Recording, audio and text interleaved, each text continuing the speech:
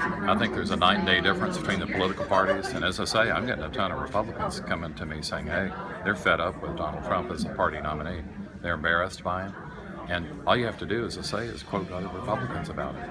They are stunned that a major party could nominate somebody like that. Now, we're still a long way from the election, but this is the most hopeful sign we've had in many decades about folks coming back to the Democratic Party. Well, people just need to listen to the candidates, really cut through the hype. Very few people I know really would want Donald Trump associated with their company, would want Donald Trump educating their kids, would want Donald Trump even in their state. And there's a lot of glitz and glamour there in terms of leading the greatest nation in the history of the world. As I mentioned in my remarks, I've never heard of our admirals and generals calling him out and just saying, hey, you are not talking sense here. We might have to disobey your commands if you persist in this sort of thing.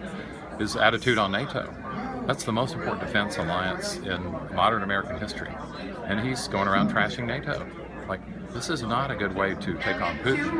And he seems, by the way, to be way too close to Putin in his remarks.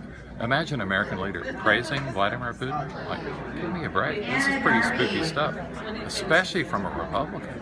So this is something unlike anything we've ever seen before. And I hope voters pay attention to this and start paying more attention to Hillary Clinton, because I think she's vastly better than Trump could ever be. I've heard a lot of people talk about the Supreme Court Justice Ruth Bader Ginsburg was joking about what her husband had said, you know, leaving the country if Trump's president. Nobody wants to do that. But this is truly stunning stuff, truly outside of any historical norm. I think you have to go back to the McCarthy era or something like that before you can even find a parallel with what's going on right now in the Republican Party.